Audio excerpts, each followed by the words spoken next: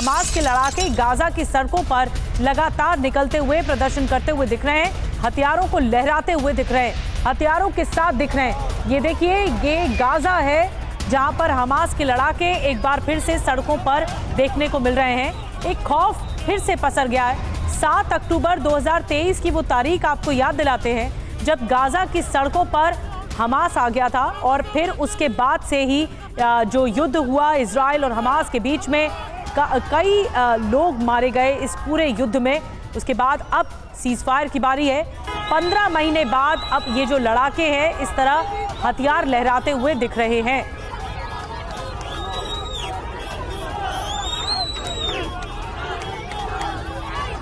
तो बारी तो सीज फायर की है, लेकिन इस तरह 15 महीने बाद इस तरह लड़ाके जो हैं वो हथियार लहराते हुए दिख रहे हैं। हमारे साथ सुमित चौधरी भी जुड़ेंगे, लेकिन major general retired AK Siwach sir हमारे साथ जुड़ रहे हैं रक्षा विशेषज्ञ के तौर पर। सिवाच सर, मैं जानना चाहूंगी, इन तस्वीरों को जब आप देख रहे हैं तो आपको यकीन हो रहा है कि अब बारी सीज फायर की है और क्या आगे युद्ध नहीं भड़केगा? क्योंकि ऐसी आशंका है, जानकार ये कह रहे हैं कि ये युद्ध भड़काने वाली स्थिति हो गई है। और देखो निधि, मेरे को लगता नहीं कि अभी लगता कि सीज फायर हो जाएगा। उसकी वजह है, देखो सच्चाई यह है कि अभी टेम्परेरी सीज फायर इजराइल ने रोका था क्योंकि उन्होंने हॉस्टेजेस के नाम नहीं दिए अभी तक जो हमास ने, मगर अभी वो पास हो गए हैं। उसकी वजह यह है, अगर बड़ा साफ सुथरे शब्दों में नेतन्याहू ने बताया ये टेम्परेरी सीज फायर है, अगर जो कंडीशंस हैं सीज फायर की उसको हमास फॉलो नहीं करता है तो फिर ये सीज फायर तोड़ दिया जाएगा और अमेरिका इजराइल के साथ इसमें खड़ा है। मुझे लगता है कि हमास इतनी बड़ी गलती नहीं करेगा। अगर हमास इतनी बड़ी गलती करेगा और वो सीज फायर की शर्तें को नहीं फॉलो करेगा तो इजराइल दोबारा पलटवार करेगा। और ऐसे में अभी हमास जैसे आप दिखा रहे हैं, हाँ सड़कों पे तो आए हैं गाजा में, मगर उसकी मिलिट्री कैपेबिलिटी काफी हद तक दी गई। बात सर मायने क्या, ऐसे हथियार लहराते हुए, खौफ में लोगों को डालते हुए, दहशत में डालते हुए, ये बड़ा सवाल है।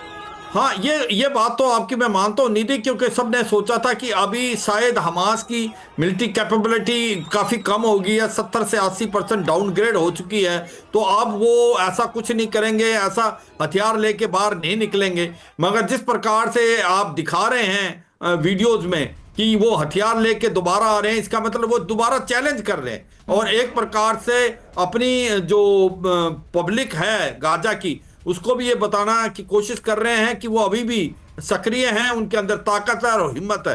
तो मुझे लगता है एक बड़ा मिसलीडिंग मैसेज भेज रहे हैं। अगर पीस शांति चाहिए तो हमास को ये शर्तें फॉलो करनी पड़ेंगी, नहीं तो शर्तें नहीं मानी, बहुत बड़ी बात सिवाच सर आप कह रहे हैं, अगर शर्तें नहीं मानी तो फिर युद्ध भड़क सकता है। लेकिन एक बड़ी खबर ये मिल रही है, इजराइल हमास में युद्ध विराम लागू अब तक नहीं हुआ है। गाजा पर इजराइल का बड़ा हमला, जी हां, IDF के हमले में गाजा में 11 लोगों की मौत हुई है और 25 घायल भी हुए हैं। आज सुबह दरअसल 8:30 बजे से लागू होना था सीज फायर युद्ध विराम, लेकिन अब तक लागू नहीं हो पाया है।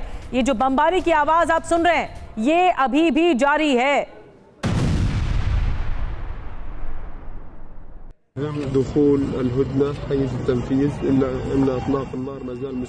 ये देखिए तस्वीरें देखिए, बर्बादी के निशान हर तरफ दिखाई दे रहे हैं। किस तरह ये इलाका पूरी तरह से मलबे के ढेर में बिखरा हुआ है।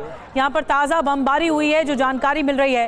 हालांकि सीज फायर का ऐलान हुआ है, सीज फायर होना भी था आज सुबह 8:30 बजे से, लेकिन ऐसी स्थिति अभी नजर नहीं आ रही है। और जो हमला हुआ है, भीषण बमबारी हुई है, उसमें कई मौतें भी हुई हैं। तो आखिर ये जो शर्तें हैं सीज फायर की, क्या वो मानी जाएंगी हमास की ओर से? जिस तरह से हथियार लहराते हुए हमास के लड़ाके दिख रहे हैं, ये एक सवाल खड़े करता है कि क्या सीज फायर माना जाएगा, और अगर नहीं माना जाएगा तो क्या वो तस्वीर एक बार फिर से देखने को मिलेगी जब 7 अक्टूबर 2023 को देखने को मिली थी, जब इजराइल पर हमला बोल दिया था गाजा हमास की तरफ से। और सुमित चौधरी हमारे साथ और ज्यादा जानकारी के साथ जुड़ गए। सुमित, परिस्थिति इस वक्त क्या है? क्योंकि जो वॉर जोन से तस्वीरें सामने आ रही हैं वो एक तरह से दहशत में डालने वाली है कि लहराते हुए हमास के लड़ाके हथियार देख रहे हैं और प्रदर्शन कर रहे हैं। युद्ध विराम से जुड़ी हुई क्या अपडेट्स मिल रही हैं?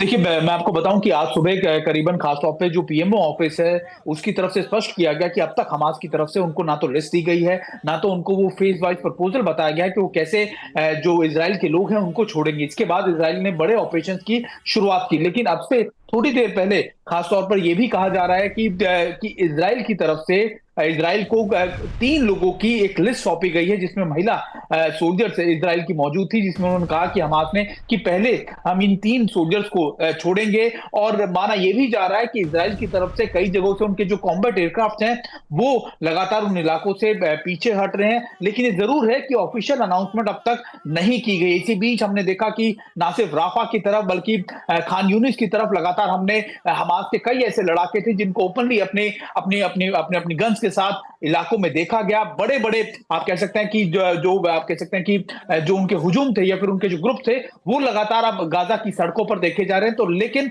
अभी भी इजराइल ये मान के बैठा है कि जब तक एक फाइनल प्रपोजल हमास की तरफ से नहीं दिया जाएगा तब तक वो इन इलाकों ना तो इन इलाकों को पूरी तरीके से खाली करेंगे और ना ही अपने ऑपरेशंस को बंद करेंगे।